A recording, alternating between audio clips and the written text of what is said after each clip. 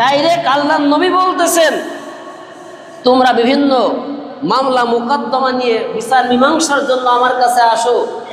আমার কাছে আসার পরে স্বাভাবিকই যে ব্যক্তি তার সাক্ষীগুলো সুন্দর করে উপস্থাপন করতে পারে, সাক্ষীগুলো আমার সামনে হাজির করাতে পারে, বিচারক সাক্ষীর উপর ডিপেন্ড করে বিচার মীমাংসা করে।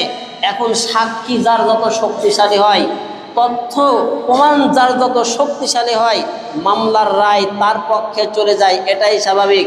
কিন্তু আমি যদি এই রকম বিচার করে দেই, তোমার পক্ষে সাক্ষী আছে, জোরালো শক্তিশালী প্রমাণ তোমার পক্ষে আছে, কিন্তু তার সম্পদের মালিক তুমি না, কিন্তু তোমার সাক্ষী আর প্রমাণের কারণে আমি তোমার পক্ষে রায় দিয়ে দিলাম। রাসূলুল্লাহ বলতেছে আমি তোমার পক্ষে রায় দিয়ে দিলাম, এরপরেও যদি তুমি সেই সম্পদ গ্রহণ করো, ওই সম্পদই তোমার জন্য জাহান্নামের কারণ হয়ে দাঁড়াবে। তার কারণ তুমি নিজে তো অন্তত জানো যে সম্পদটা আমার না।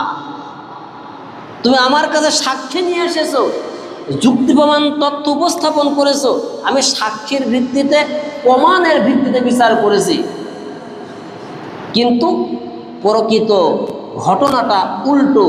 ঘটনা তুমি মালিক না, তুমি সব জাল সাক্ষী নিয়ে এসেছো, জাল দলিল উপস্থাপন করেছো। এই জন্য তুমি যেহেতু জানো যে তুমি ভুলের ভিতরে ছিলে, তুমি প্রকৃত অর্থে মালিক নয়, এরপরেও তুমি সেই সম্পদ গ্রহণ করেছো। যতই তোমার পক্ষে আমি মুহাম্মদ রায় দিই, তারপরেও সেই সম্পদ তুমি গ্রহণ করলেই তুমি জাহান্নামী। এর থেকে কঠিন কথা, শক্ত কথা আমার মনে হয় না আর কিছু হতে পারে।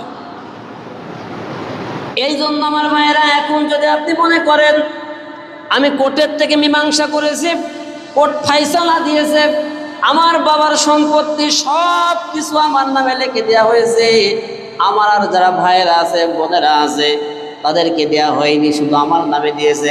আমার বাপ দিয়ে গেছে, মানে আমি মালিক, কোর্ট আমার পক্ষে রায় দিয়েছে, মানে আমি মালিক। আমার ভাই বোনদেরকে দেওয়ার কোনো প্রয়োজন নাই মনে করে আপনি সম্পদ এককভাবে যদি গ্রহণ করেন, আত্মসাৎ করেন, আল্লাহ নবী স্পষ্ট ভাষায় জানিয়ে দিয়েছে ওইটা আপনার জন্য জাহান্নামে যাওয়ার কারণ।